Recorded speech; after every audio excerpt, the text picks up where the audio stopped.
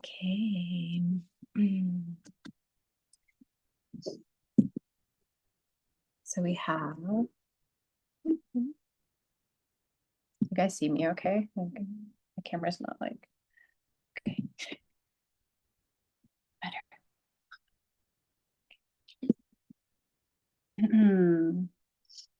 So we're in chapter 6 of Dhyana Yoga, the yoga of meditation. Estamos en capítulo 6. Dhyana Yoga, ¿qué es? El capítulo de la meditación.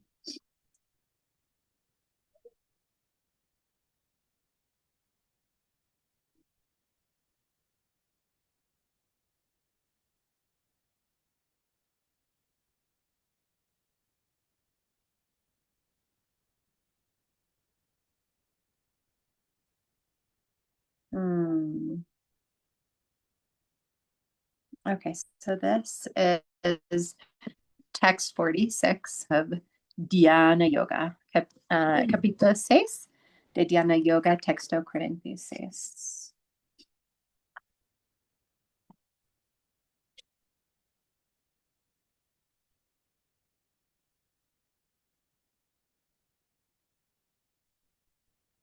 Okay, so it says, a yogi is greater than the aesthetic, greater than the puricist, and greater than the fruitive worker. Therefore, O Arjuna, in all circumstances, be a yogi. So dice, el yoga es superior al asceta, superior al empírico y superior al trabajador frutivo. Por lo tanto, O Arjuna, en todas las circunstancias, sé un yogi. So this is towards the middle of the Bhagavad Gita. And Krishna has already spoken about karma. He's already spoken about the different paths of yoga. And here he's actually mentioning the different paths of yoga, but then he's saying, what is it to really be a yogi?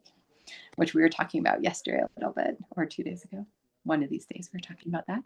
Entonces aquí Krishna ya ha hablado de karma, ya ha hablado de dharma, ya ha hablado de los diferentes caminos de yoga y ahora está diciendo cómo es ser un yogi, la importancia de realmente entender cómo ser un yogi. So here it's saying greater than the aesthetic. So the person who's just a renunciant. That's interesting because a lot of times we think that a yogi is just a renunciant, right? When you think of like the yogis in the Himalayas or something, or the renunciant, if you've ever been to India, you see a lot of renunciants. Okay. Ay, perfecto. Gracias. So, en la India se ven muchos renunciantes también. Uno cuando va pensando en un yogi, muchas veces estamos pensando en un yogi en una cueva renunciado. Los que han ido a la India nos hemos visto muchos renunciantes. So it's saying not to just be the ones that are doing tapas. So the word in Sanskrit is tapas vibhyaha. Tapas vibhyaha.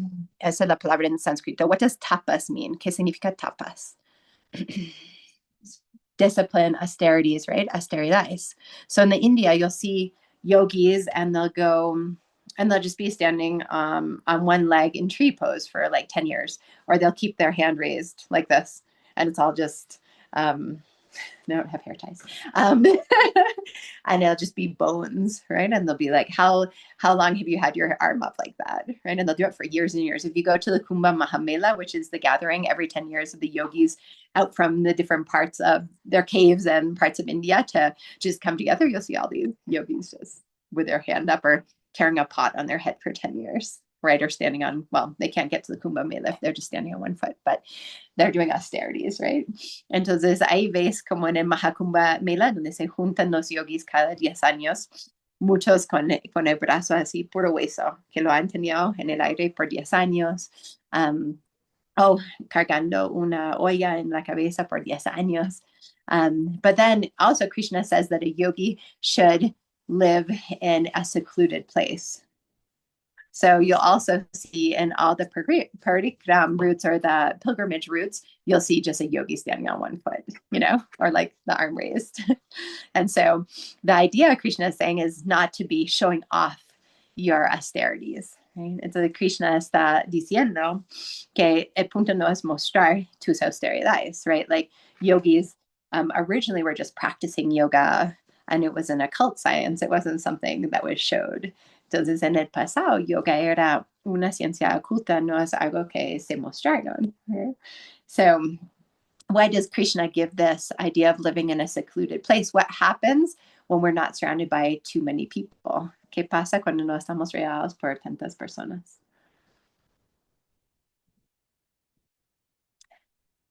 What does it feel like to live in an ashram for a few days?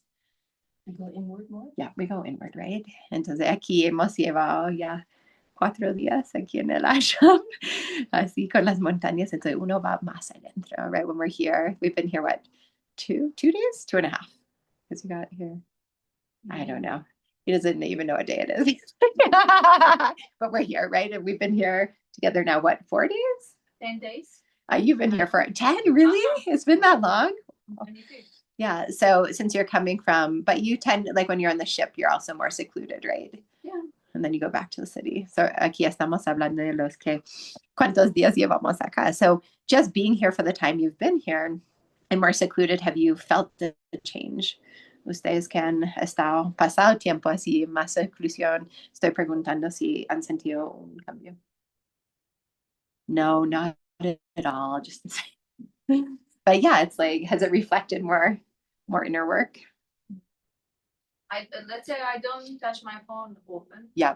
Even if I have time. Yeah. I don't know. Like it's not interesting for me to like the scrolling. Yes. Yeah.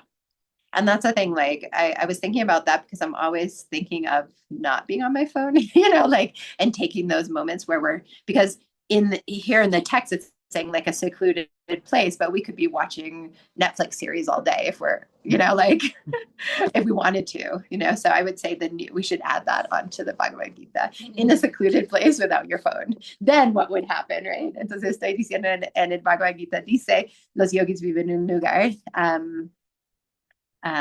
como afuera de la sociedad, pero ya yo creo que tenemos que añadir una parte que dice y sin celular, porque con el celular podemos estar ahí en redes todo el día.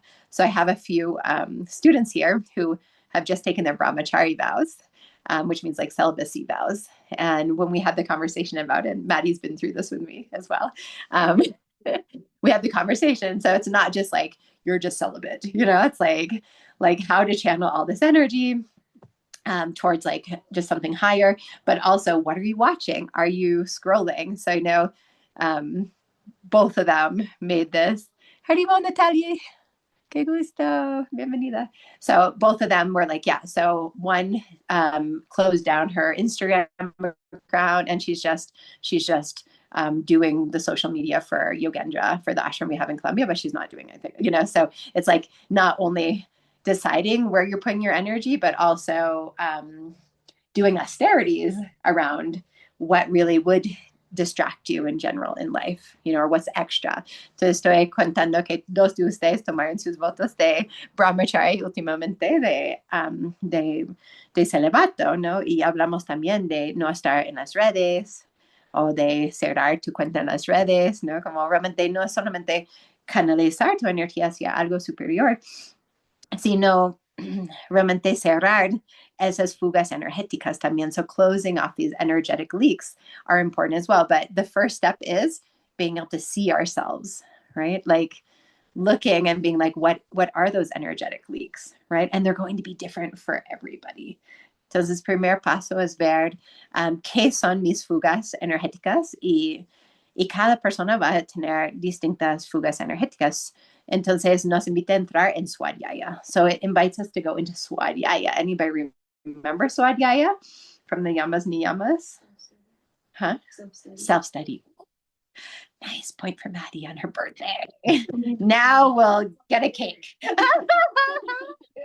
Entonces ella se acordó que Swadhyaya es autoestudio. Entonces va a recibir una torta para su cumpleaños.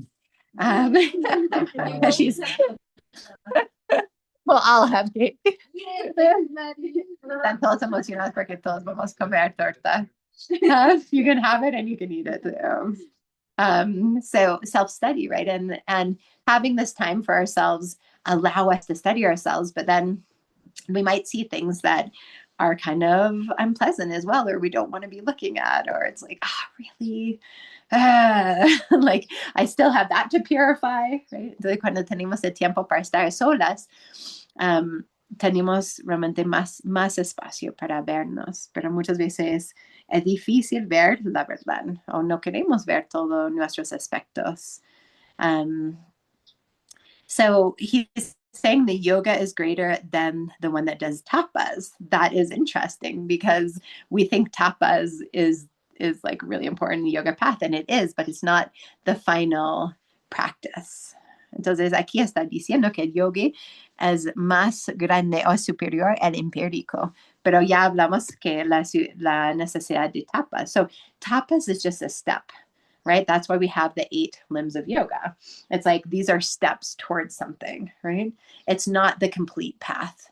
Entonces, haciendo tapas es solamente una parte de las 8 ramas, pero no es el camino completo, son solamente escaleras o escalones hacia algo superior. So let's keep on going to see what is greater, right? Then it says greater than the empiricist. De ahí dice, no, yo dije, no lo traduje bien. El primero, el yoga superior a zeta, y ahora dice superior al empírico. And so here, the empiric one is probably connected with, this is interesting. It says, it's explained as jhana, as the jhani, or in like more official Sanskrit, jnani. So the jnani is the one who, anybody has heard of jhana yoga or jnana yoga? ¿Ustedes han escuchado de jnana or jhana yoga? Okay, what is it? Anybody remember? ¿Alguien se acuerda? You're like, I'm just here for my first class. We'll get all the information. You guys remember what it is? Yeah, it's like it's considered the yoga of study, of the intellect, of knowledge. Okay.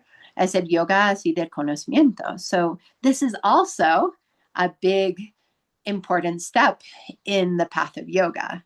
So we have sadhu, sastra, and sangha. Sadhu, Sastra, and Sangha. Entonces, esta es una parte muy importante de yoga, del camino de yoga. So, sadhu are the sages. Sadhu son los sabios. So, just spending a time with a sage, it's like, it's just enlightening. Just one moment with a sage is enlightening. Un momento con un sabio nos ilumina. So, I was thinking of my guru a lot yesterday because he's really sick right now. Like he just went to the hospital. Entonces estaba pensando mucho en mi guru ayer porque estaba muy enfermo. Ahora está en el hospital.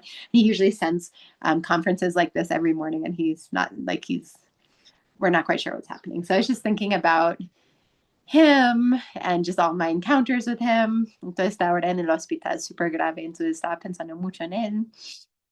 Mis experiencias con él. And it's like you can have all these questions and then you sit with a sage, and for some reason they speak about one thing. It's not even like what your question was, but they answer all your questions. Or just sitting next to them, it's like, I even have questions that aren't even that important, because just the energy of these beings just purifies so much. It gets us past just superficial or sentimental ideas. Entonces, ya pasando tiempo con un sabio, hasta ni hagas pregunta y esta persona te contesta lo que ni estás, o contesta de una forma, ni contestó tu pregunta, pero contestó tu pregunta en una forma que ni sabes cómo, simplemente sintiendo tu energía te das cuenta que tus ideas son muy superficiales o sentimentalistas, ¿no? Entonces te inspira a estar en otra frecuencia. So they inspire you to be in another frequency just by being them. And I'm always thinking of him because he's been constant, constant inspiration, constant giver for like 40, 45 years. Like every day showing up and doing this, right? Like just serving what he believes to be so important, which is the journey of the soul and the connection with the Supreme, like a warrior on the spiritual path, right? Entonces, él todos los días se aparece, da su conferencia, su kirtan. Él es realmente un guerrero en este camino espiritual y ha estado ahí luchando todos los días en servicio para compartir lo que para él es importante, ¿no? Que es el camino del alma y el servicio divino, la conexión con la divinidad. So you spend time with people like that, and it just takes away, yeah, all these different layers of the material world, right? Just by spending time with a sadhu, by a wise sage. Entonces, solamente pasando tiempo con un sabio se va quitando todas esas capas de este mundo material. So that's the first thing, like spending time with the sadhus. And then the sastras are the sacred texts. The sastras son los textos sagrados. So this is where jnana yoga comes from. So studying every day is so important because we can get so many ideas from just the people around us, from society, from social media, from TED Talks, podcasts. There's so much information right now. Hoy en día tenemos acceso a tanta información de la misma sociedad, las redes, los podcasts. And so the sastras just go back to the true essence of knowledge. Los sastras van hacia atrás a la esencia pura del conocimiento. So as I said the other day, when they asked Srila Prabhupada, our grandfather guru, what are you brainwashing your students? And he said, yes. Said, because the brain is too dirty. So sastra helps us to clean our minds. Entonces, siempre menciono cuando hicieron la entrevista a Srila Prabhupada, nuestro guru abuelo, si estaba lavando los cerebros de sus discípulos y él respondió que sí, porque el cerebro está muy sucio. Entonces, con sastra empezamos a purificar la mente. And we need to purify our minds just as much as we need to take a shower every day, hopefully. Necesitamos purificar la mente tanto como necesitamos limpiar el cuerpo todos los días, because there are so many different impressions that are constantly going into our minds, porque tenemos tantas impresiones que están entrando en nuestras mentes. So jnana yoga, this study, this knowledge it should be part of our daily path as well. So I'm always, when I'm getting girls lunch ready in the morning or washing dishes, I'm always putting on a conference. I have my favorite gurus I like to listen to. And it's important to find ones that you like to listen to, because there's so many out there, and making sure that they're also teaching something that's true, that feels like it's reflecting that guru in your heart. It might be something different, but it's something that they're saying. It's like, ooh, that feels real to me. That makes me feel like there's a light going off in my heart, and it's activating our inner guru. Entonces, yo siempre tengo mis gurus que escucho en las mañanas cuando estoy empacando los almuerzos para mis hijas o limpiando los platos, ¿no? Y es importante encontrar también las conferencias de los gurus que realmente te inspiran, que sientes que, uy, puede ser algo diferente, pero sí siento que se está iluminando mi guru interno, iluminando mi corazón. Se siente como una verdad ahí. And yeah, just be sure of who you're listening to, as you're all listening to me. Estar seguros de quién estás escuchando.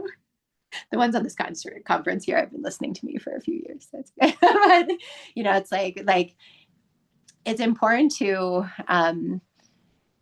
to really know who is this person, what is this person speaking about? Is it coming from a really clean path, or is it just things that people are they're just kind of making up, and maybe it makes sense for a year or two, but it might not actually elevate the soul to that level, right? So I always am trying to, these texts are thousands of years old.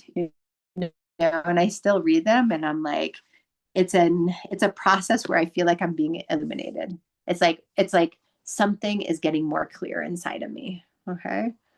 And so when you get onto the spiritual path, it might start off a little bit difficult, but over time it just gets sweeter and more clear and more loving. So cuando uno entra en un camino verdadero espiritual, al comienzo se puede sentir como difícil, pero con tiempo se vuelve más claro, más dulce, más amoroso. Yeah, it should, it at least the bhakti path, the idea behind bhakti is more judgmental, or you're criticizing, or you're just doing things because you're supposed to be doing things. That's not bhakti. ¿Eh? Entonces, si estás haciendo cosas porque sientes que debes estar haciendo las cosas, o más críticos por este camino, eso no es bhakti. El bhakti te lleva hacia más amor, más autoaceptación, más auto-illuminación. It also brings you towards more self-acceptance and more self-realization, right? So it's important to feel the difference between that and something else. And there are so many things we can study here. We can be studying university stuff, we can be studying physical stuff. And I teach a lot of physical stuff. I love physical stuff. I've dedicated my life to physical stuff, but this is the study of the soul. This is spiritual study. This, a lot of times, depending on your university, they don't teach you this. If you're born though to go to a good university, oh my goodness, that's incredible. But they're very rare, where you're actually studying things about your soul, about living here as a soul.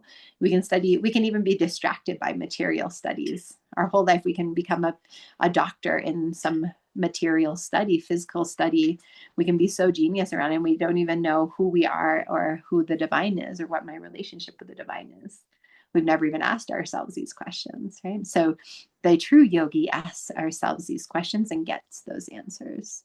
Entonces podemos estudiar tantos diferentes temas y hasta tener un PhD en la universidad, un doctorado de un tema físico, de este mundo material, ser experto, pero eso no es el conocimiento verdadero. El conocimiento verdadero se trata de la divinidad, de mi alma, de entender dharma, karma, qué estoy haciendo aquí, qué es el camino del alma, ¿no?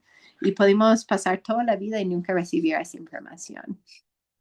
Hasta ser así los expertos en un campo. We can pass a whole lifetime and never get this information. And we can still be experts in many fields and not have that information, right? So let's look at what it says after the Jnani. Vamos a ver lo que dice después del Jnani. And then it says greater than the fruitative worker.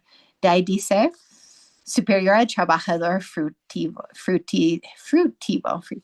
So the word for the conditioned worker is a karmi. So la palabra para en sánscrito para la persona, el trabajador frutivo, es el karmi. Karmi viaja. Karmi viaja. So karma actually means, anybody know what karma means? ¿Qué significa karma? It just means action. Significa acción. Everybody's like, oh. So the karmis are the people who are in action, okay? But trying to get the results of their actions. Los karmis son los que están en acción, pero intentando conseguir los resultados de sus acciones. So that's most people in Kali Yuga, in this material world, in the era that we're in. Most people are doing things to get results. La mayoría de las personas en Kali Yuga están haciendo cosas para recibir los resultados. So they give you a gift because they want something in return. They love you because they want something from you, right? It's conditional love, not unconditional love. Entonces las personas aquí te dan algo porque quieren algo de ti. No es amor incondicional, es amor condicional.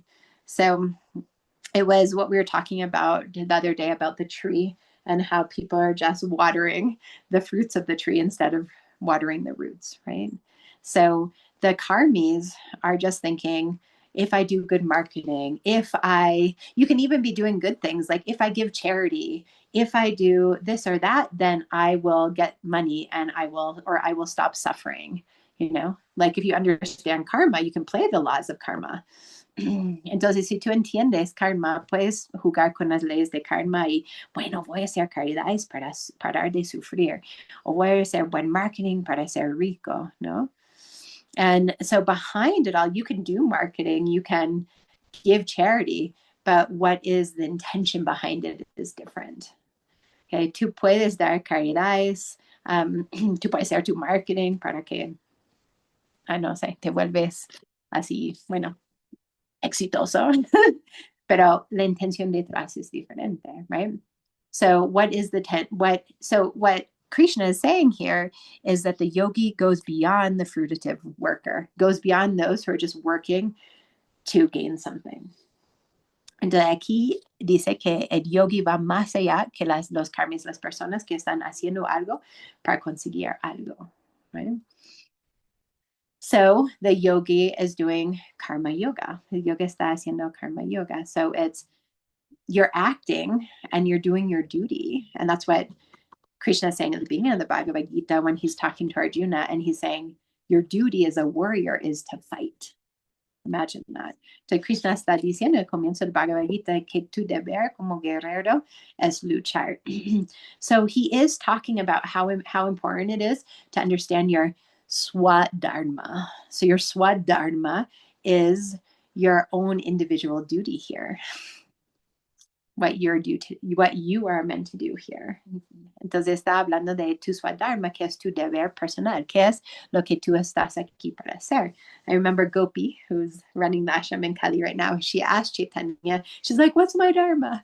Me acuerdo, Gopi, cuando preguntaste a Chaitanya, ¿no? ¿Qué es mi dharma? And what did he say? ¿Qué te respondió? ¿Estás ahí? I'm asking her what he responded. ¿Estás ahí? Gopi. Oh, sorry. Hola, ¿cuál era la pregunta? Lo siento, Guruma. ¿Qué te, Madu, le estás distrayendo? No le distraigas. ¿Qué te respondió Chaitanya cuando le preguntaste qué es mi dharma? Ah, bueno, me dijo reverencias, reverencias, Haribol. Ashram en Colombia. Haribol. Me dijo que el Dharma podría, o sea, se veía de acuerdo al espacio también en donde estaba. Entonces, por ejemplo, si yo estoy en el templo, ¿cuál es mi Dharma en el templo? Atender a las deidades, ¿cierto? Como, ¿qué responsabilidades hay en el templo? Si yo estoy en la ciudad o si, no sé, tengo un rol de madre, entonces, ¿cuál es mi Dharma como madre, no? Entonces, si estoy estudiando en la universidad, mi Dharma es estudiar, ¿no? Como que se va a ver dependiendo del espacio en donde esté, también va a entrar a jugar el Dharma o sí, lo que tenemos que hacer en el espacio.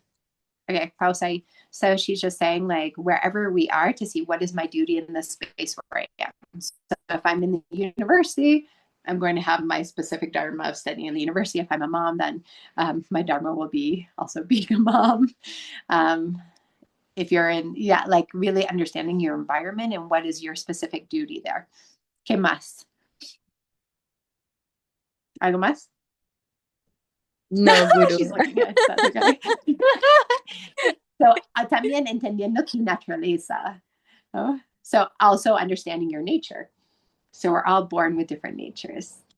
So, like, some of us are really good at some things, and then other of us are not good at those things, but we're good at something else, right? So, to really honor your nature is important. Honrando tu naturaleza es muy importante. No, algunos son buenos en hacer algo, una cosa, otros no. So, I remember Gopi was like, she's really good at doing the puja. She likes that. She likes cooking. She's actually really good at being my assistant as well, like public relations and communications. But then she's like, but you put me to play the drum in the program and sing at the same time really hard, right? Entonces está diciendo como, eres una muy buena asistente, te gusta hacer la puya, no cuidar a la gente, pero ponerte a tocar la mindanga en el programa y cantar, muy difícil. Bueno, esperemos unos años a ver. I said just wait a few years. It took me a while for the job, but también me costaba la mindanga. So, like, what are you guys good at? Like, what's naturally just your strengths and talents? And this is really important to even write down, just so you're not trying to become somebody else. And then the other things you can work on if you really like them. No, that's totally fine. Entonces, es muy importante apuntar qué son mis dones, de qué soy buena, ¿no? Y las otras cosas, si te encantan, puedes hacerlo, pero van a costar, ¿no? Pero puedes hacerlo si te encanta, ¿no? Like I hear Maddie's voice, and it's like, her voice is so great, Like I told you the song I sang up in the mountain, I've been singing that for 20 years. I've had to take a lot of voice lessons to just even just to sing, and I love it, so I work on it. But I'm more of like a circle group leader. Then I'm not who knows, maybe if I really work on it, then recording an album. But if you're born with a beautiful voice, you could record an album. You just maybe work a little bit and it'll just flow, right? Or you should record it. She's already done it, so. Te estoy diciendo, para mí, acabo de cantar una canción así, Pachamama, en la montaña, en la mañana con mi tambor, ¿no? Y yo les dije, pero claro, yo he estado cantando esta canción 20 años para poder que me salga más o menos. He tomado todas mis clases de canto para poder, por lo menos que suena más o menos bien, y siempre estoy ahí con mi armonio, como mi asistente para armonizarme con mi armonio, así puedo guiar mis kirtans. Pero unas personas que nacen con mucho Venus, ya su voz en sí es lindísima, y hasta pueden grabar un álbum, un disco, no sé cómo lo dicen hoy en día. Bueno, pueden grabar sus canciones y suena como la voz en sí es lindísimo. Entonces, so really seeing who we are is important, right? And Krishna says in the Bhagavad Gita, the importance of living your dharma even badly before living somebody else's dharma well.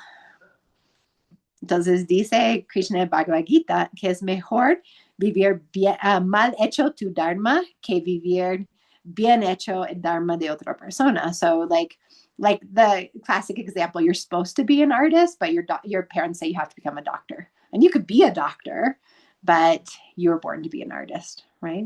So really important to align with yourself. Entonces Krishna, ese ejemplo de soy médico porque mis papás querían que yo estudiara medicina, pero así artista. Entonces es mejor ser artista que un buen médico, ¿ok? Sí, entonces muy importante alinearte con tu dharma, ¿ok? So let's finish this verse.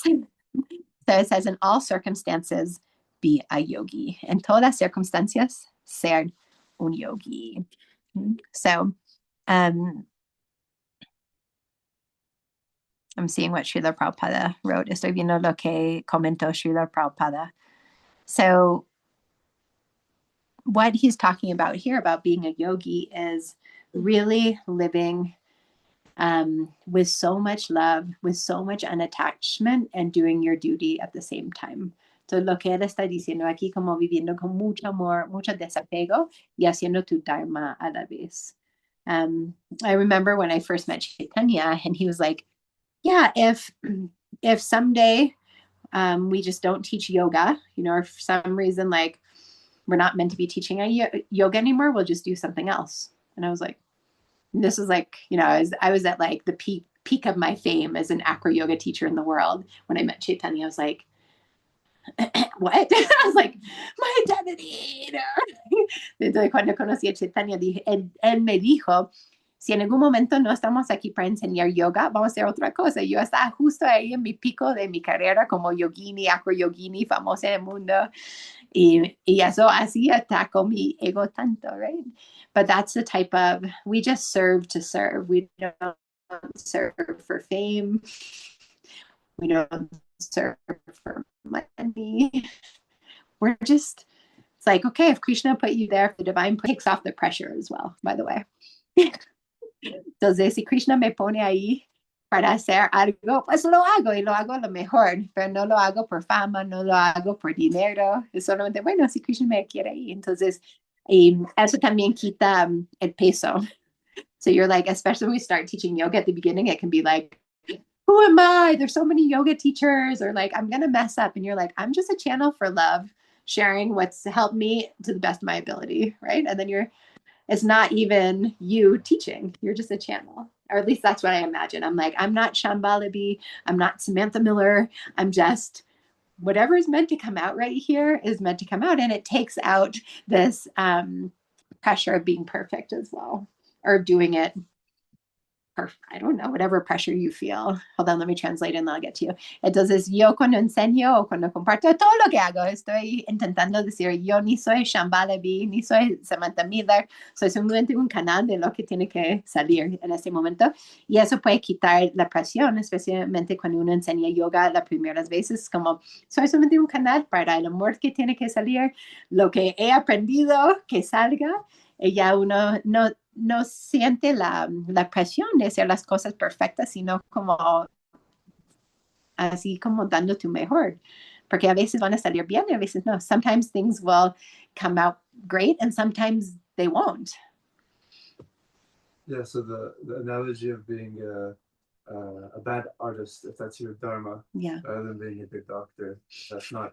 Like if you switch that, you can't really be a bad doctor because like that. Yeah, but like kind of yeah, I mean like so yeah, like your heart wouldn't be in it, right. But like yeah, that was more just kind of like an example of to do really what you're here to do 100%, not get distracted by like what you think you're supposed to be doing. Yeah. You could probably be a bad doctor though. Like I'm sure there's some doctors that aren't that good, but yeah, like, like yeah. But there's like you should not be doing yeah, you should not be. Yeah, it was just the example, but good point. Entonces estamos aquí diciendo, claro, no hay un mal médico, pero el punto era que sí, como alinearte con lo tuyo. So the point was just align the best you can. And sometimes you have to do different careers or study different things. And that just becomes who you are too. It's like we can never really be off our path. And if you're supposed to be doing something and you're doing it for 100%, then it must be good, right? Because you're supposed to do it. Yeah. So what you usually will feel when you're doing something that you're not meant to do, after a time you just stop doing it. You won't be able to sustain doing it for a long time. You'll get frustrated. You feel like your energy is being wasted there. You won't feel successful. You won't feel satisfied. You'll start getting sick in your body, and then you're like, okay, time to shift it up. But you might have to be in those different situations or those different careers or studying different things for a certain amount of time. And that is still part of your path as well. That's still a part of you becoming you, right? Or to figure out who you are as well, 100%. We're never wasting time. Entonces, si ya estudiaste algo o tenías una carrera de otra cosa, todo eso es parte de ti. No es que perdimos tiempo. Nunca estamos perdiendo tiempo. Siempre estamos desarrollándonos y en este autoconocimiento. Pero seguramente en algún momento, si estás en algo no tuyo, vas a llegar al punto de decir, ya estoy frustrada, no me siento satisfecha, o tú te enfermas y sales de ella. Pero aprendiste lo que tenías que aprender para conocerte. So in those moments that you get sick or frustrated in the work that you're in, that's perfect. You learned what you need to learn about yourself to get to the next step in your evolution. So I look back at my university and I'm like, because I would have, now looking back, I would have done everything so different. My mom kind of knew though. She was like, you should do this and this. And I was like, whatever. Like my ego was more in the way at that time. Entonces mi mamá sabía cuando decía ir a la universidad, pero no le escuchaba porque estaba siguiendo mi ego mucho, mi decisión de la universidad, pero lo hubiera hecho diferente, right? So I just like went to university, spent all this money, but in hindsight, like it opened up the world for me. It's not how I do it now, but it opened up so many doors. So we're always in the right place at the right time, doing everything. We're never outside of our destiny. We're right there right now. So nunca estamos afuera de nuestro destino. Estamos ahí justo en este momento. Any other questions, comments, preguntas, comentarios? Yes. What did you study? Good question. Ooh, what do you think I said? Está preguntando qué estudié. I know. Some people know, I think. You might know I studied. Any ideas? Okay, I studied cultural anthropology. So totally helps me and supports me in my work working with so many different cultures. Entonces estudié antropología cultural y eso, claro, me ayuda a entender muchas culturas. And then I studied English and American literature. So how to write, how to read books and analyze them, write people things, write manuals. So 100%, aligned.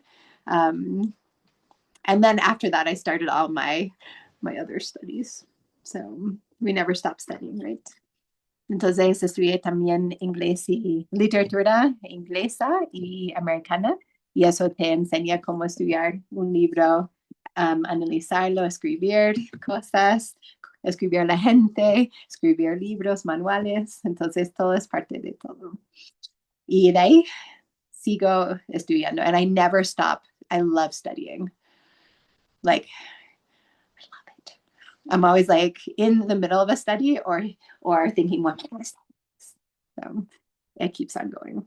Entonces siempre estoy pensando en un estudio o pensando en qué voy a estar estudiando. And then, I'm always studying at least like a Bhagavad Gita verse or a yoga text every day as well. Y siempre cojo el Bhagavad Gita, estudio un audio, hablan de Bhagavad Gita o Bhagavatam todos los días. Okay, well, thank you so much. Bhagavad Gita ki jai. Gurudeva Tunananda Charya Maharaj ki jai. Sao Sangha, our spiritual yogic community, la comunidad espiritual, amoroso, loving spiritual community ki jai. Feliz fin de semana. And happy birthday, Maddie! Happy solar return! Feliz cumpleaños, Maddie! Let's give her a little shout out to Maddie! Got the whole world. I know. Abrazos. Mucho amor, mucho cariño. Gracias por acompañarnos. Haribol. Haribol, thank you. Haribol, thank you. Gracias, Padre.